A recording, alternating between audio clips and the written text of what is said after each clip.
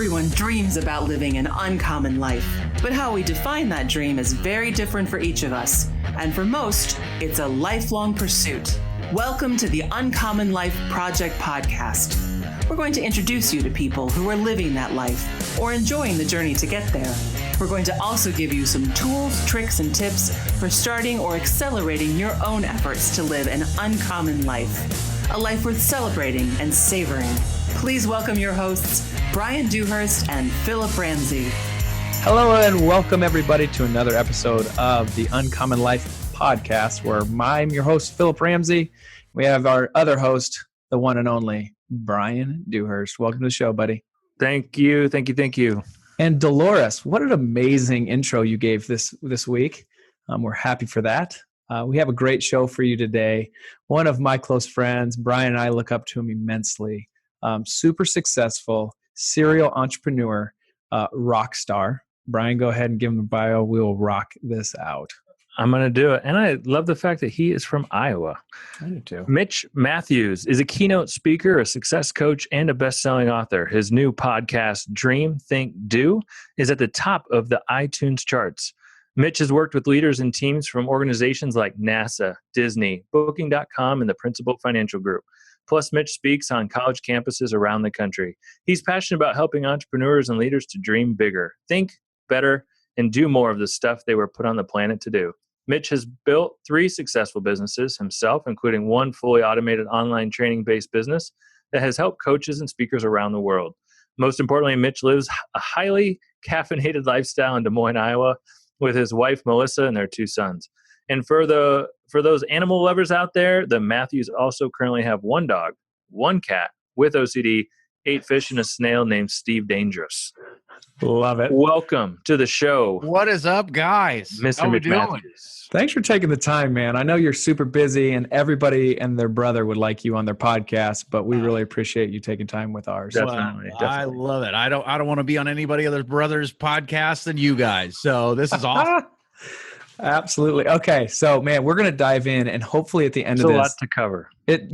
Hopefully at the end of this, you're going to have something that your listeners on your podcast will have a different view, different slant of Mitch Matthews. Right. I always get to ask the questions. Nobody's ever asked me questions. Yes. I love it. This is great. This is great. We can go 4 hours, right? Your podcasts are 4-hour episodes. Totally. Yeah. Okay. Our last one went 6.5. All right. Absolutely. I packed a lunch. I'm ready to go.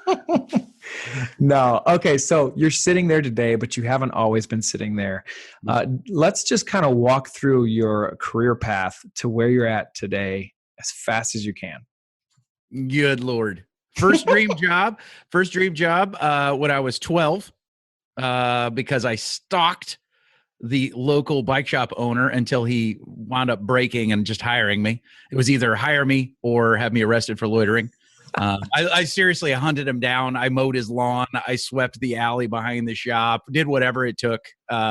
And so I got my first dream job basically at 13. We have to say that legally just to make sure, things are above board. Sure. And then we got to stop. We got to just stop right there. Yeah. Just for a second. So tell me about your parents. Like, how did you instill that kind of work ethic, that type of determination? It's got to be from your parents, right? My parents are absolutely amazing. They are incredible. And so I think I actually grew up a really sick kid. I was sick all the time when I was little, and scared all the time. I was always a worried kid, stressed out, all of that. And one of the things that helped me break out of some of that was biking. And then I also started to just realize, like, if I was going to be fearful, that I realized somehow, I don't know why, like at 12 or 13 that it clicked for me, but I realized like I was probably going to be worried and stressed anyway. So why not step into it? Right. And so it's that kind of thing that I would be a worried and stressed kid, but I'd still have these amazing experiences because I just was like a dog to a bone. Like, yeah, I'm going to feel the fear, but I'm going to do it anyway. Wow. And so, yeah. And I lived in, Newton, Iowa, and a small little town. Maytag. So it was that postcard kind of town with a square, with a courthouse in the middle of it and shops and all of those things. Now the bike shop was a hole in the wall building 2 blocks off the square. Goodwill was next to it. strip club was behind it. It was paradise. It was paradise in a small town. But I could ride my bike, my Schwinn Tornado and then my Schwinn Traveler 3 up to the bike shop unaccompanied. And, I could be, moving around town all day long. My parents would just say, be home for supper. And so I did that. And so that's, I grew up this scared little kid, but at the same time, I just pushed through it and do it. So, yeah. Very cool. Great show. Yeah. Pretty much all you can think. Oh, That's man. right. So I'm a walking, talking dichotomy. So yeah. So wound up getting that, and then interestingly enough, and I always say, dream jobs, as you achieve them, there's always a back door, a hidden back door that you can only find after you've achieved the dream job, and that started at an early age for me. So I get the job 12, 13, and then my boss, Marty Doan, I'll be forever indebted to him, took me to a Schwinn sales school at 14. So it's me and a bunch of middle-aged bike shop owners. So I'm 14, got zits, my voice is cracking, all that stuff. And he takes me to this Schwinn selling school. And this guy walks in the room and starts teaching us how to sell.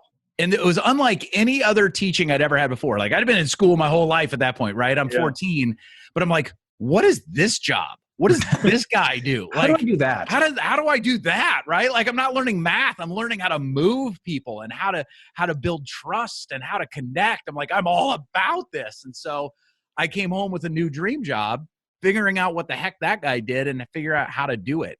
And, I would have never found it had I not had that first dream job of working at the bike shop. So my dream job shifted from wanting to own a bike shop to going and doing somehow what that guy was doing. And so went on, spent a little time in England in there too, but went on to launch my first company when I was 20 and 1920. Started to do sales seminars for small companies, small shops, kind of like the bike shop that I was in, realizing they couldn't afford to take all their people to a sales school. So I could hire my friends to be fake shoppers and I could teach them a couple hours on sales and those kinds of things. Then went into the corporate world, went into sales, went into pharmaceutical sales. And actually that was an interesting trajectory because I knew that eventually I wanted to have my own business. I wanted to be a speaker, a trainer, all of those things, but got into the pharmaceutical world. So I sold drugs legally, which is so. Did you know that vision going into the whole big company, big pharma? Did you know that this was a training ground, or did you just like, I guess this is it? Let's go. So I started with that vision in mind. Right? Okay. Like I thought if this would be a great place to cut my teeth. I knew that to have the kind of organization, to do the kind of talks that I wanted to do, I wasn't going to be able to come out of college and tell CEOs what to do, right? I wasn't going to be able to come out of college and tell seasoned salespeople what to do. So I needed to go get experience somewhere. So I went into the pharmaceutical industry because that, especially at that time, that was the brass ring for sales. It was a highly technical sale. It was a lot of fun. It was relationships. I was well compensated, all of those things. So when I first got into the industry, and I always talk about this, it was a great fit job that gradually became a very bad fit job. And maybe you guys have had this experience where, it starts out great fit, you change, the industry changes, all of that. And I never meant to stay there, but towards the end of my run in the pharmaceuticals, a decade later, a part of my soul was dark, right? I was starting to die every day that I went to work. I had lost the vision entirely. Wow. I'd become a sitcom life, which is the single income, 2 children, oppressive mortgage. So I couldn't get out of it. The golden handcuffs. Right? Oh yeah, absolutely. I had the car, had the laptop. I should not complain because everything was good in my life, all of the things, but a part of my soul was just dying. And so I had a talk behind the woodshed. Literally, my wife sat me down on a Sunday night. I was getting the Sunday night blues, heart palpitations because I didn't want to go to work the next day, all of those things. And she sat me down and she's like, "Listen, we got to do something. We got to do something because I'm losing you." And she knew I wasn't going anywhere, right? I married up, man. I'd be a crazy man to leave. But she knew that the spark in me was dying. Yeah. And let me dive into that because absolutely. Poor Bryan. he never You gets to guys answer the share question the because brother- like I'm so sorry. You See, share you the- just you gave a share the speaker a farmer- microphone. What are you doing, right? You share the pharma blood. I don't know if you We guys do. know that. Yeah. when did you meet your wife in all this? Was it when you were in the pharmaceutical world? Was it before? No, we met in college. So my plan, you Okay. guys are, big fans of life plans and visions and getting clarity. My life plan was to not get married till I was 40. Okay. Right? I'm not getting married because I wanted to travel the world. You got I stuff like to do. all of that stuff, right? Like, and then I meet my wife at UNI. Yep. It's like game over. Yep. I'm done. Got to put a I ring can on tell it. you, yeah, Got to put a ring on it. yeah, exactly right. Well, it's like, if she's gonna date me, holy cow! Like, I better close this deal. Like, I knew enough about sales. Like, I gotta close the deal, right? So it was. I graduated from high school, but I wasn't ready for college really, and I was ready for an adventure. And I'm weird, and I'd always. This sounds weird, but I'd always wanted to take an American history class in England. Like, I'm always curious about people, but that was one of the things that got in my head. Like, I want to take an American history class in England. Like, that would be really interesting, right? It is interesting, yeah. So I went and lived in England for a year. And when I came back, then I went to University of Northern Iowa. And a couple of years into that, met my wife, didn't even think I'd be able to date her, but we had a class together, all of that. I actually committed to going back to England again, but then we started to date. Then she actually came over and saw me while I was in England, and I realized traveling with her was way better than traveling by myself. So I came back. The day after I came back, I proposed, and we were married in a year. Wow. Yep. Wow. Okay, so we're back to the woodshed. Right, Sunday right. night. So Yep. now, by this point, we'd had a lot of adventures together. I'm married up, so I'm wildly blessed. But like, we'd gone through cancer. She'd had cancer. Wow. We'd had a lot of challenges, probably more than most people at that age and at that place in your marriage. But she sat me down and she's like, listen, I can tell, like, there's that spark, it's going out. Mhm. And she knew, just like I did, she knew our financial situation. We had chose to live a life where, to make as much money before we had kids as we could. And then we said it was a race. So whoever was making more at the time we had our first child, they would continue working and the other would stay home. And I was fully committed to stay at home and I don't know whether I won the race or lost the race, but I was making more. And so I stayed working and she stayed home. So she knew that she wasn't saying just quit your job, right? She knew our financial situation, but she kind of gave me that permission to say, you may not know what it is yet, but let's experiment until we find it. Wow. And That's some support. It's amazing. And so, and that's what I wound up doing. I wound up rekindling that dream that started way back when I was 14. But I actually went and got some coach training. I didn't quit my job, but I started some stuff on the side and built it. What's now known as the side hustle, just back then was just long days, right? And we didn't have a sexy term for it. It's just long days. Gary Vee but glorified that. On the side and set some goals for myself. I called it my leap number, that if I hit a certain amount of income 3 months in a row with my business, my side business, if I could do that, I wasn't completely replacing my income, but if I could do that 3 months in a row, basically 35% of my income 3 months in a row, then I knew I had my systems in place. Wow. That if I was able to devote 100% of the time, then I'd probably be able to make up more than what I was making in the pharmaceutical industry. So that was the goal. Set the leap number. Thought it was going to be 5 years. It happened in less than a year. And I've been doing it ever since. Okay, so let's talk about that, because some of our listeners don't know you. The people who are tuning in for you know Lucky you. them, right? Lucky them. Yeah. That's not true. They're going to know you real quick. So what do you do now? Like, tell me about Mitch Matthews. Right. So it's probably best to just describe. So my podcast is called Dream, Think, Do. And I love to help people dream bigger, think better, and do more of what they were put on the planet to do. I feel like in some ways that's what God put me on the planet to do. And now I've got a job that helps me to do that. So the way that works is one-on-one. I offer executive and success coaching. I work with a high-tier, high-level client on that side. And then with large groups, I do speaking within organizations, conferences, on college campuses, under those topics of doing, dreaming bigger, thinking better, and doing more. So a lot of the training involves innovation, engagement, leadership, those kinds of things. But it's exciting. It's a weird day job, but I love it. So when you're doing pharmaceuticals and you're doing this on the side or the long days, What was like the first way you got paid on the side? What was that main thing you were doing? Sure, absolutely. So it started from me because one of the things that I had to do if I was going to build something on the side, I had to find something that worked within my schedule. And I know a lot of the people that you work with look for different ways to diversify their income and all of those things. So for me, what I found was I wanted to speak, but the challenge that I had was that I had to find something that would work within my typical day, because since I wasn't going to quit, I also knew, talked about my parents being amazing. They put a deep discipline in me that if I'm getting paid by somebody, I'm going to give them all of it. Right. Mm-hmm. Like what I commit to, I'm going to deliver. Right. So I knew that I couldn't just kind of mail in my job, and kind of quit without quitting. So I knew that I had to give my best 8 to 5. So I had to find something that would allow me to do it on the side. And so what I found was the easiest and best fit for me was to start coaching.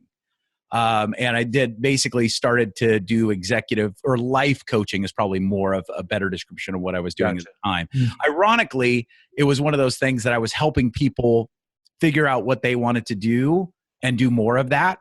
And it was while I was also trying to do the same thing. Right. Yeah. And I would tell people straight up, listen, someday I'm going to charge a lot of money to do this. But right now you're getting an exceedingly good deal because I'll admit I'm learning as I go. Yeah. And I can guarantee we're going to help you, but until we get there. So now I tend to work with, executives, high level entrepreneurs, all of that, helping them figure out the next phase. But back then it was really just helping people figure out what they were put on the planet to do. So you're a great guest because I think you've pivoted in a lot of ways, but it's all around kind of this gifting. And another guy on our show called it vocation. Yeah. And I appreciate you saying this is what God's brought you and called you to do. And so I want to help with the listeners, how you built income around this kind of superpower that you have, or this great point, gifting. And so kind of the first channel, it seems like, was coaching, which was really kind of more of a traditional business, which we would impact on the 7 sources of residual income. Right. That was kind of your traditional business platform. And then from there, you started adding on. And then from there, I started to add on. Then I added speaking. Nice. And I did some consulting, but a lot of speaking, because especially once then I was doing it full time, that gave me a lot more flexibility. And, with speaking, I wanted to be able to travel with it. I wanted to be able to commit. I really wanted to be also able to broadcast, and shout it from the rooftops and the mountaintops that this is what I was doing. And with the coaching, I went into it, basically, I said, I'm going to be completely transparent. So I told my manager, some people told me not to, but I told my manager within the pharmaceutical industry, I said, listen, I'm going to give you everything. You're not going to see an impact on my work, but I am doing this thing on the side. And it's because I have a passion for it. I'm good at it. And someday, yes, I want to build a business doing it, but I think it's going to be 5 years out. And interestingly enough, he was a good guy. But interestingly enough, he kind of leaned in and said, take me with you when you go. Right? I love that idea. I don't have enough guts to do it myself, but thank you for telling me. And by the way, will you coach somebody in our district? I was like, yeah, okay, sure. That's fine. And all that. So I just found that for me, I wanted to be authentic in my coaching. Mm-hmm. And I found that if I couldn't be authentic in every aspect of my life, I was screwed, right? So I knew that I had to do that. So so then I added, once I was able to hit the leap number, go into it full time, then I added the speaking. And then what was interesting was I started to notice, because just like you guys talk about, helping people figure out how do you build businesses, how do you do that thing? I always say, hey, what are people asking you for your advice on?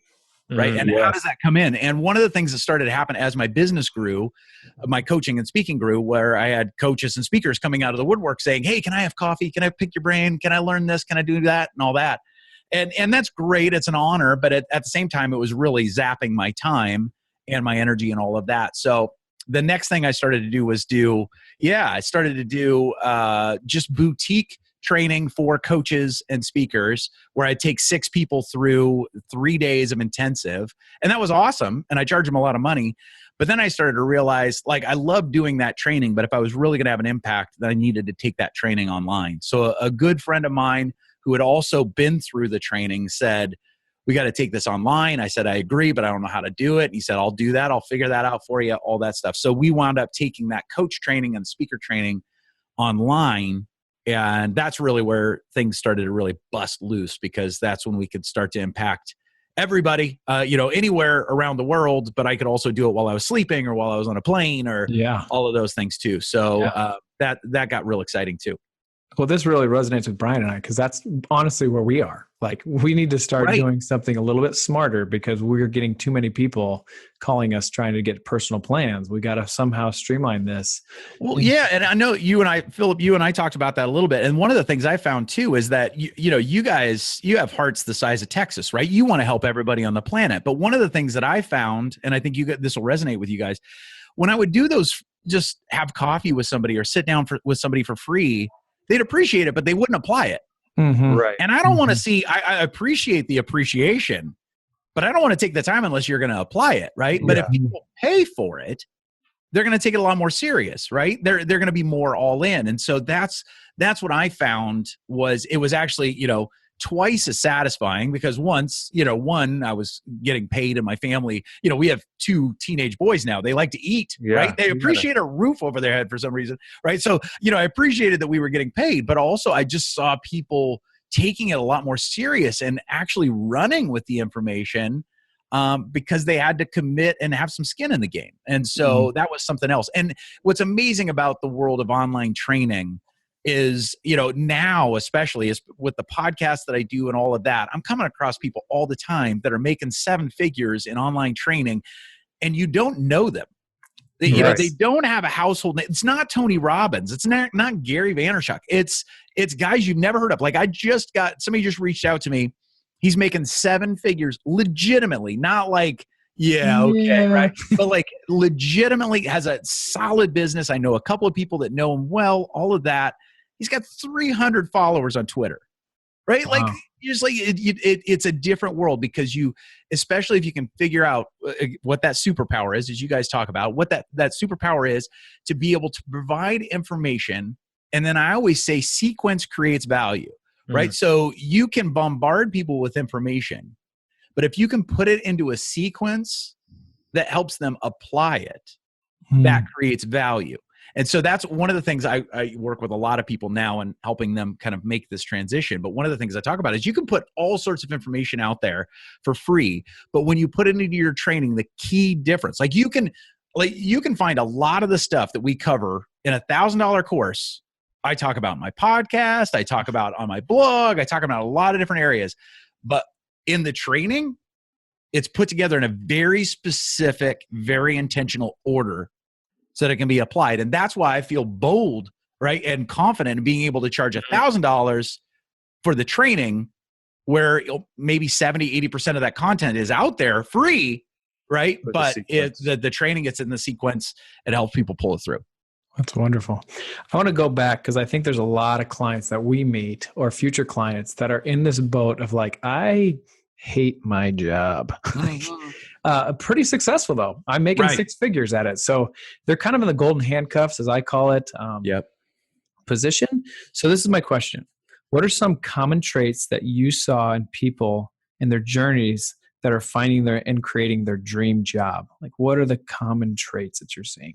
Right. So, it's interesting. I did my most recent book's called Dream Job Redefined. And I did 200 plus interviews and coaching sessions with people that had either created or found dream jobs. And what I wanted to do was find those common traits, just like you're talking about. Like, all right, what are those things? And one of the things that I found that was really interesting, because, people ask, who is the book written for? Is it written for people that are unemployed or have been out of work for a while? Yeah. It's like, those people can benefit from the book, but it's more for the rock stars who are, just like you're saying, to the outside world, they look successful as all get out, but inside, they're kind of like I was in the pharmaceutical industry, good job, bad fit, so their heart's dying, right? And they maybe even feel bad about saying that, right? They look around, everybody's looking at them. They've got the status or they've got the success, but they just know it's not right, or at least they see that on the horizon, right? But they don't know. They're on the road that's brought them the success, but they're not sure which off-ramp to take. They just know they can't stay on there much longer. And so one of the things that I found was that the people that had created or found dream jobs, most often they'd given themselves permission to experiment.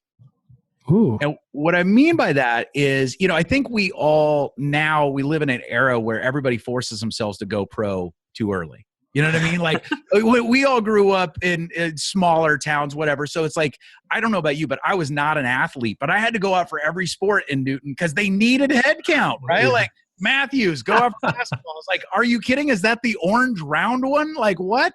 No, right? But they needed me. And so we went out for every sport, right? Every sport. And I didn't like any sport, right? But it was needed. And so I had all these great experiences. But now, you know, a kid looks like they can play soccer in first grade, man. That kid, he's all the way. He's going NCAA, right? We're scholarship. So we're going to do all the rounds, all the year-round leagues and soccer camps and all that stuff. And so we force them to go pro too early. Now, you know, you maybe do that with your kid, and that's just fine, whatever. We don't. Hopefully they make big scholarships with their, you know, soccer playing or whatever. But I think what we wind up doing, that mentality happens with us as in the workplace as well. And kind of that we never give ourselves permission to go and experiment on a class or take something totally unrelated to our field because we don't know quite whether we'd be able to apply it. We don't know if that would turn into a job. We don't know if that would be a good fit. We don't know if we'd make a fool of ourselves if we're in an arts and crafts kind of class or whatever.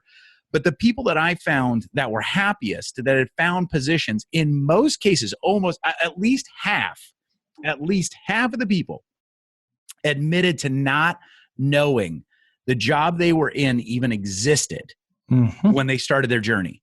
And the only way they found it was through experimenting. And so it's that whole thing of giving yourself the chance to what I love sprints, right? I work with a lot of tech companies and that kind of thing. They always talk about 1 month sprints or two week sprints or whatever, where there's just hyper focus on one thing. And I always say, give yourself the experiment to do a 1 month experiment. Take a sprint, do something, just even, maybe you're not even thinking about changing jobs, but give yourself the chance to take a class you'd never take before. You know, just stop learning. Try something. Right. Exactly right. And you never know what's going to spark.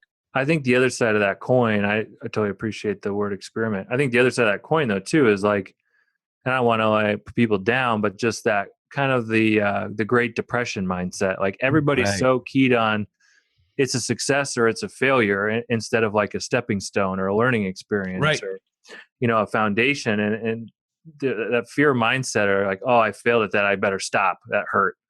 Like we were talking about that last night at a group meeting we had. And, you know, the Japanese, they plan to fail or like not turn a profit in their business for 7 years. And you got to keep going. And it's like, everybody wants to put that toe in the water and then get all the reward. And it just doesn't work that way. Right. And, interestingly, we were talking about Bigger Pockets, which is a big real estate blog. I think they have a podcast too. And, 90% of their subscribers don't own real estate to generate rental income.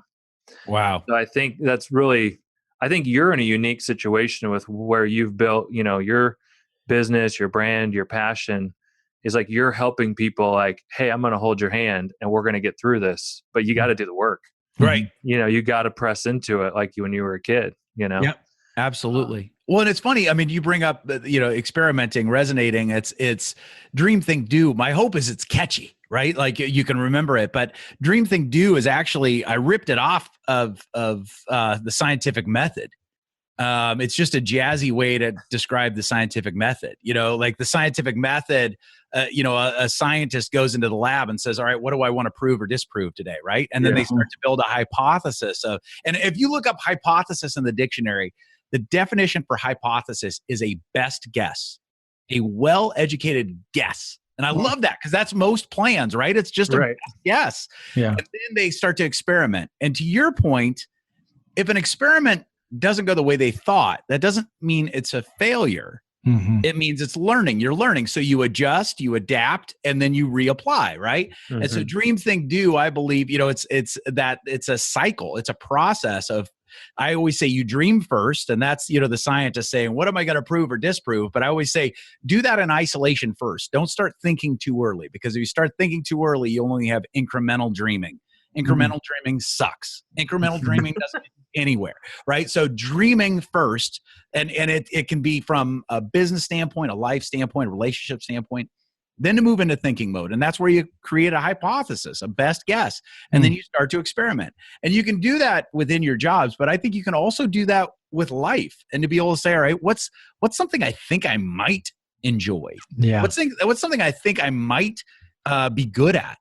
And why not try it, right? And I always say, successful people, the problem with successful people is we tend to not have a lot of spare time, right? Although I don't know about you, but I pretty familiar with Netflix. But it's that whole thing of, right? It's that whole thing of being able to say, I always say, don't start with life-changing experiments. Start with 15-minute experiments. Totally. Right? Yeah, and to be able to just give yourself that 15-minute increment. Because if you do 15 minutes a day, 5 days a week, doesn't seem like much, but over the course of a year, it's 62 hours. That's a long time. It's a lot. I think for Bryan and I, we just geek out on watching people's gears turn when we start talking about, what are you passionate about? What have you always wanted to do? Right. Asking some probing questions and then giving them permission to think through that. Not only think through that, but let us show you how your finances could also match your dream. And that gets really sombering really quick. And then all of a sudden our meeting's 2 hours long because all these people just keep talking and thinking and dreaming. And then at the end, Bryan and I'll ask them well, how long have we been meeting? Well, 45 minutes. No, it's been 2 hours. Right. Because you're actually passionate about it. Exactly. This is how you can fund what you're doing. And I'm telling you, once you get to that other side of the bridge, you're going to have more money and more funds to do it. And you're going to love your life. Well, so that's absolutely a mind shift. Well, you guys will appreciate this too, because one of the other big findings that came out of all the interviews, and this is why we call it a dream job redefined, because some people, when I say a dream job, what I mean a dream job, and this is where we came up with it, basically a dream job is either work that you love to do or work that allows you to do something you love to do. So about half of the people were in jobs they absolutely adored, like they loved it. Right. And it doesn't mean that it's perfect. It doesn't mean they weren't working hard. It doesn't mean there wasn't some suck factor in there. Right. But it means they really enjoyed the work. But about half of them were in jobs that allowed them to do something outside of work that they love to do. And therefore they appreciated their job even more. So I had one guy who was an extreme swimmer, right? Corporate attorney, really good at his job.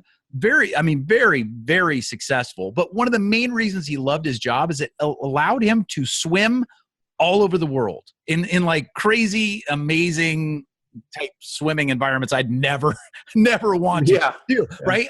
But he can sit in the most mundane of meetings with the biggest smile on his face because he knew what that job allowed him to do. Yes. Other people started nonprofits, were able to volunteer, all of that. And it was able to take a job that maybe was a bad fit, but they could appreciate it. They could move into gratitude for it and really kind of put it in its place and not necessarily zone out and phone it in, but to engage fully and be good at it because they knew what it also afforded them. You're absolutely right. Because I would say when we start doing a clear plan for some of our clients, they understand that their job could be the part of the puzzle that gets them to what they truly want. In the future. And so they start being very intentional and they actually hey, this isn't that bad because they know that it's feeding their dream and they're seeing progress going towards that. So totally. What are like the three, you meet with a lot of people. What are the three main roadblocks that most people throw out there to you, when you're like, oh, I can't do this. Right. Time, money, expectations. So it's, and those generally are what I call presenting symptoms. Right. So, Phillip, from your time in the medical world, right, there's always the presenting symptom. The presenting symptom is the thing people feel confident telling the receptionist at the doctor's office. I have an itch. There's a rash, right? Or there's a bump, right? And I feel comfortable telling a receptionist this, and I feel comfortable maybe telling the nurse this. But then once the doctor comes in the room, then you're like, okay, now we can really talk. There is a rash, but there's also this other thing that I've been meaning to talk with you about, right? So the presenting symptom generally is time, money, or expectations. So time, it's like, oh my, I'm so busy. I wouldn't have time to look for anything else. I'm so busy. I don't have time to think about my finances. Or it's like, oh my gosh, things are so tight. The thought of investing or the thought of doing some additional training or whatever, fill in the blanks or expectations. Like, what would my parents think? What would my kids think? Yeah. What would my wife think? What would my husband think? What would those people, that work for me think if I go and do this, or if I take a class and all of a sudden, here I am, the leader of the company, and now I'm in a class where I'm learning from somebody else. What does that look like? All of those things. So those are all presenting symptoms. But, you guys know this. The most important thing is to get some clarity on what they might want to do, what they might be passionate about, and then to figure out the why. Like, why is that important now? Yes. Right? For some people, their why isn't strong enough, and that's okay, right? To be able to say, you know what, your why isn't that strong, and that doesn't necessarily mean it's a bad thing. It might just mean it's the wrong season for that dream, for that goal, right? And that's not wrong. Like, I talk about that all the time. So just so you guys know, like, one of my big dreams someday is to have an Akita dog. I don't know if you guys are familiar with Akitas, but they're like 150-pound dog. They're like a horse in a dog costume. And you can ride them with the saddle? They're huge. They're amazing. They're loyal. They're kind of dumb. I like that, right? Like, that's awesome. But it makes zero sense for me to have a 150-pound dog. Now, that doesn't mean that it's a bad dream. That doesn't mean that I'm stupid for having that dream. It just means it's the wrong season for that dream. Right? And so to be able to say, because sometimes that's what's important too, is to realize, like, okay, it's not the right season. That's why I love what you guys do, because you help people get clear on what they want. And sometimes what they want should happen in this season. Sometimes what they want, no, it's not the right season. Doesn't mean it's a bad dream. Doesn't mean it's a bad goal. It just means it's the wrong season. Now let's plan for that season. Let's get ready for that season. And that's what I love to help people do too. Let's prepare. Okay. So we know a little bit more about you than the average person, but we know that you are in a mastermind group, and you haven't been in that mastermind group for 2 years. It's been more like how many years? A decade. Yeah. A decade plus. Okay. Yeah. Jeez. So tell us how instrumental that has been in your growth of your company, in the growth in you personally. Just walk us through the mastermind. Sure. So you guys have probably talked about masterminds before. Your audience is savvy, so they probably know. I mean, the mastermind concept kind of was first coined by Napoleon Hill, Think and Grow Rich. So the idea is a group of people meeting with intentionality on a regular basis. And so back when I was first getting started, I was first entrepreneur in my family. So, both my parents had college degrees, well-educated, all of that, but not a lot of entrepreneurial blood necessarily. So that was new for me, all of that. So I knew that I needed to start to hang out with entrepreneurs, but I very quickly figured out that I shouldn't hang out with all entrepreneurs. It's just amen to that. Any other people group, it's like, woo, there's some jackweeds up in there. So to be able to say, all right, who do I want to surround myself with? And at about that same time, two guys, Drew McClellan and Adam Carroll, were thinking the same thing. I knew Adam real well. I didn't know Drew all that well. But it's one of those that we started to float this idea around, and we started to experiment with meeting on a regular basis. And what that meant was getting together for a 3-hour period, which was a huge time commitment for all of us. Yeah. But basically we ate together, broke bread together, laughed together, poked fun at each other, found out about family life, all of those things. And then for about 2.5 hours, we got up in each other's business. And that meant life goals, business goals, aspirations, to be able to say, how can we help you? What are you doing? What's in your blind spot? All of that. And, these meetings, they're like equal parts hilarity, fun, and they're horrifying too, because Drew, if you guys know Drew well, but Drew's got the look.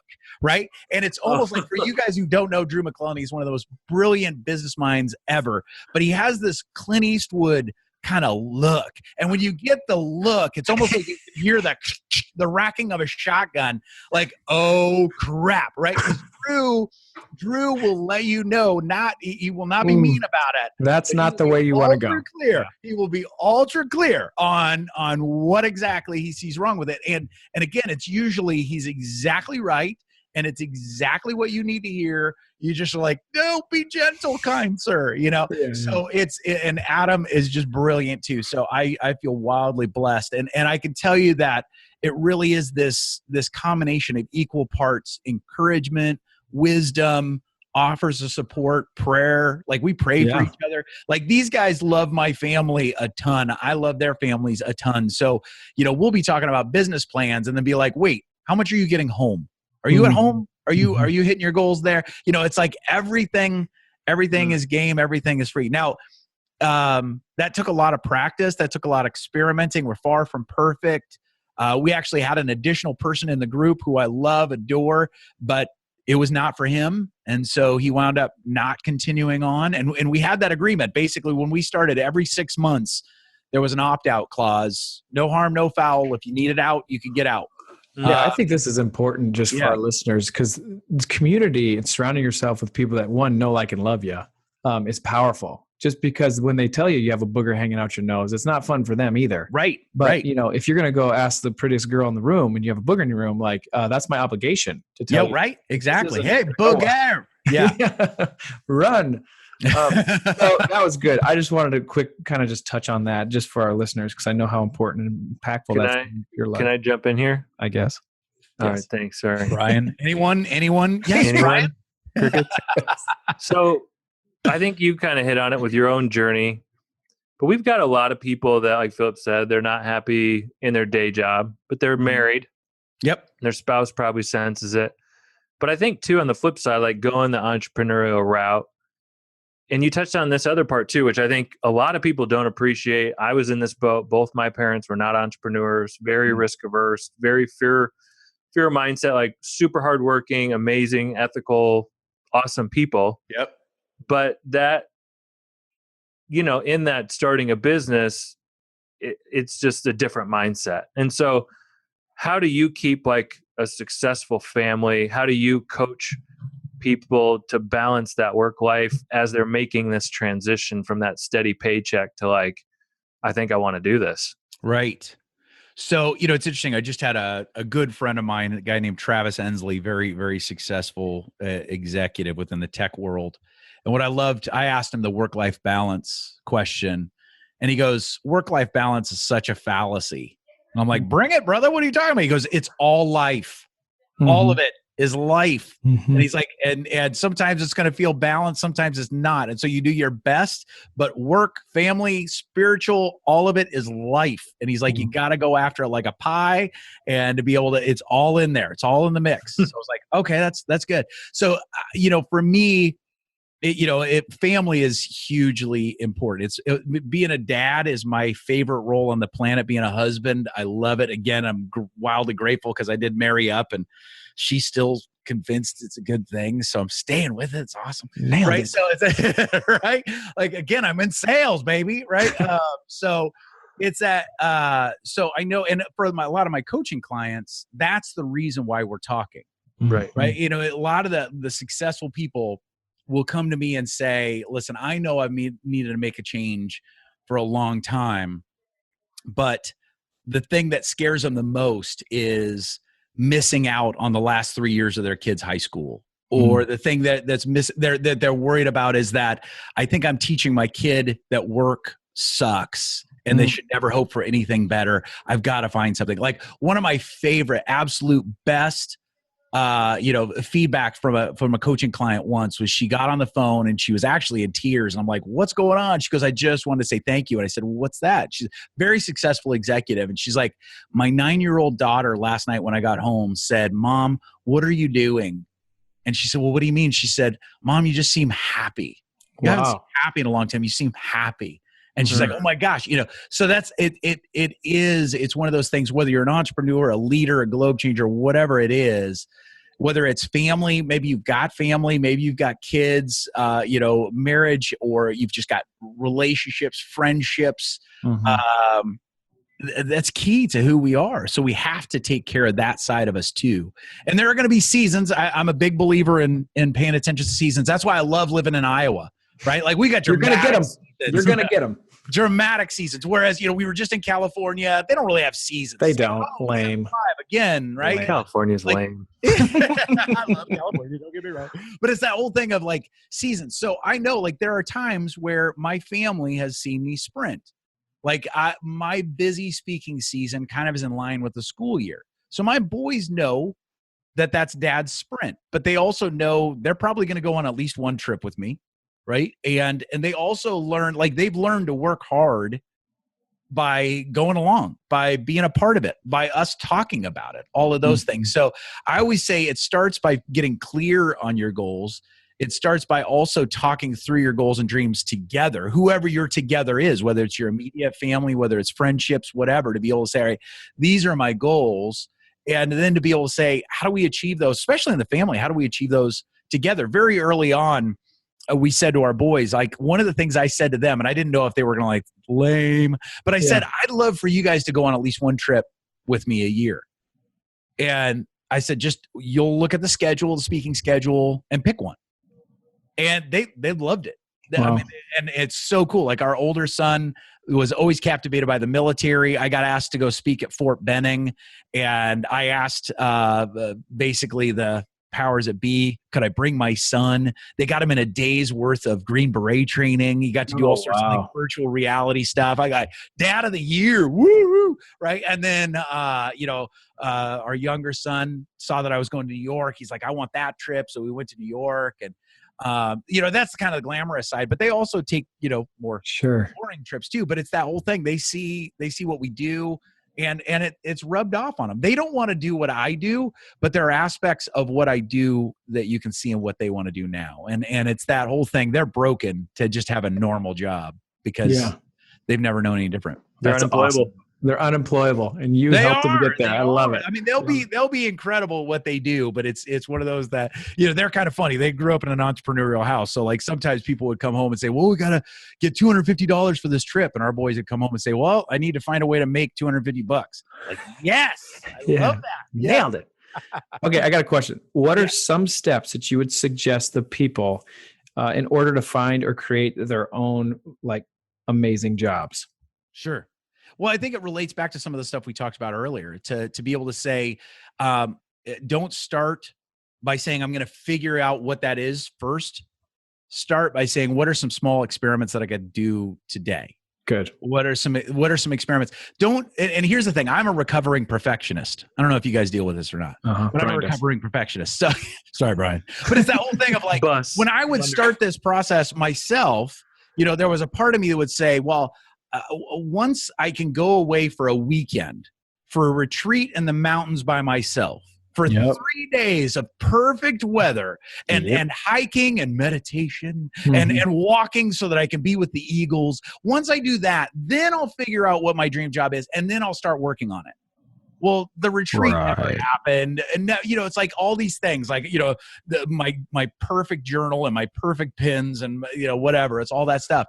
I realized I had to give myself permission to start small, to be able to say, all right, it started with research. It started to, figure some of those things out. What's something that I could Google and dig into, and not just like scroll through your social media, but to be able to say, all right, if I want to dig into a topic, what if I really gave myself permission to dig into that topic 15 minutes a day for 5 days, and with intentionality, not with that kind of where saliva starts coming out of the side of your mouth, scrolling that happens with social media and that kind of stuff, but with intentionality, saying, I want to dig into these, or I want to find this podcast and I want to listen to these types of things. So find those little places to start, and then be able to grow from there. And to be able to say, all right, do those experiments. Sometimes that might lead to a class. I know that was for me. I went and took a coaching class, flew out to Salt Lake City and took a 3-day long intensive. That was kind of that next step for me. Then it was a series of experiments. I didn't come home. I wanted to quit, but I didn't. I came home and said, all right, I'm going to start these things. I'm going to build a website. I'm going to get my first client. I'm going to build a contract. I'm going to do these things, and just kept doing those small experiments that kept adding up. It's great. It's epic. One of the questions I had too is, you've written several books. Talk to, one of those 7 sources is royalties, and books is one of the main. We're not all gifted with, amazing voices or incredible acting skills, but books are a great way to not only market yourself, but generate some passive income. Can you just share with your listener kind of what your process has been around not only writing the book, but like maybe writing a book too soon versus getting more experience, or, what I'm trying to say there? Sure. Maybe. Yeah, absolutely. Well, it's weird because the publishing industry, as you guys know, has changed dramatically. Sure, I mean, it's incredible how much 5 years, let alone 10 years, has changed the publishing industry. I think what we'll see in the next 5 years is going to blow us away even more, right? But it used to be that the process was, you would get an idea for a book, and then you would put together a pitch and try to get an agent. And then you would, that agent, you'd probably have to go through 30, 50 agents, all these no's. And then you finally get an agent. And then that agent might pitch a publisher.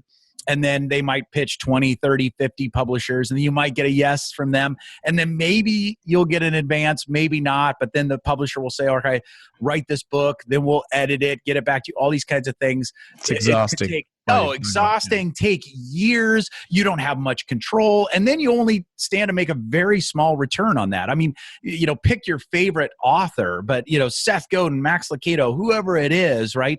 There's a very good chance that you go and buy their book on Amazon or at Barnes & Noble or whatever, that $20 hardback book. There's a very good chance. Seth Godin's not a good example because he's high-wired the system. But like any other big author, there's a very good chance of that $20 you paid. There's a good chance that only $1 or a little bit over is going to make it to that author if you went through regular publishing routes. But now through self-publishing, the world has changed, right? And specifically, you guys, I don't know if you've talked about CreateSpace.com before, but CreateSpace is Amazon's self-publishing arm. And even that has changed. Like, it used to be that if you were going to self-publish, like some of the biggest books in the world started by self-publishing. Go and write a book, find a printer, buy 10,000 copies because that's what you needed to get the per unit price down so that you could actually sell it at a reasonable price, all of those things.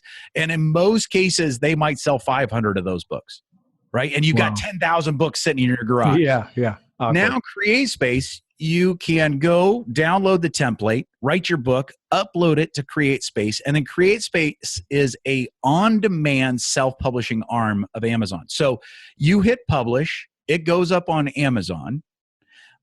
People can buy it, and let's say it's a paperback book. They will tell you, okay, it's $3.50 to print and ship your book. So anything you set above that is your profit that then they route into your bank account. And so what's beautiful about that is you don't have 10,000 books sitting in your garage. And it's also one of those that, to your point, Bryan, let's say you write a book and 6 months later you're like, oh, Judas Priest, I'm a moron. Like what I said about that, I've got to totally change that. Well, if I had $1 for every time I said that to myself. Right, exactly. You can then go into that book, you can revise it, update the book, and either change, and say, hey, this is a revised book, which you have to have at least 20 to 25% copy change in order for it to be a new title. But even if you don't want to change the title, you just say, I'm going to change that. You can download, or you can pull it down, upload it again, and you're good to go. And you don't have 10,000 books in your garage that are a misprint or just terrible, whatever content or whatever. So it's changed dramatically. So from the standpoint, I'm a big believer in writing a book. And it's interesting. I had a guy named Bernie Swain. I just interviewed him yesterday. It's going to be on my podcast soon. But Bernie is the founder of the Washington Speakers Bureau, which is one of the premier speakers bureaus in the world now. Fantastic, fascinating guy. But he was talking about, and this is just such a beautiful thing, but Alex Haley, the guy who wrote Roots, right? Like that guy came to his office once and they were talking in his office. Like I said, this was to a crowd of 10,000 people, right? Something that beautiful. Nah, it's just in my office. But Alex Haley once said that when an old person dies, it's like a library's burned to the ground. Wow. Like all those stories are gone, right? And done. So true. And I thought that absolutely. And I thought that reason right there alone is a reason everybody should write a book. Totally agree. Right? Because like you think about, like you give that book at the very worst, you give that book to your family, and if it's a memoir, to be able to say, this is something Dad wrote, right? This I wish I had a book for my grandma. I wish I had a book for my grandpa. Right?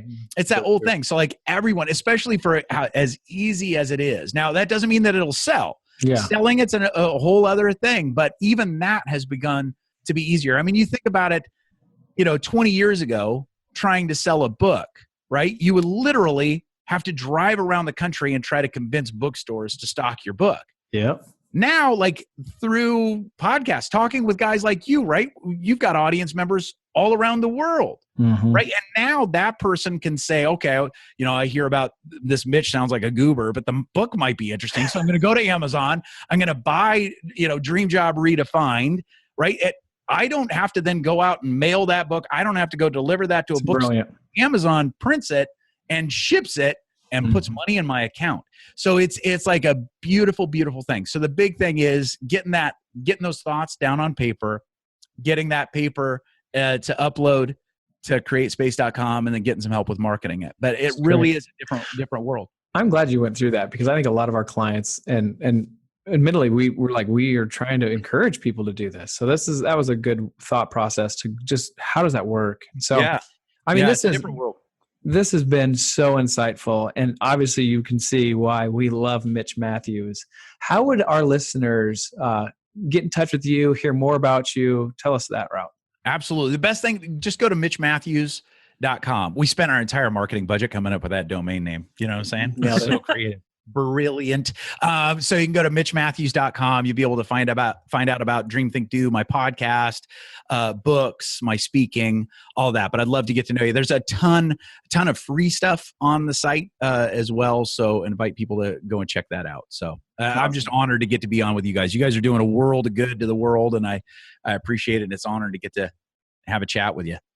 We appreciate it. Yeah, thank you so much. If you want to hear more about us, it's www.uncommonwealthpartners. You've been listening to the Uncommon Life Project.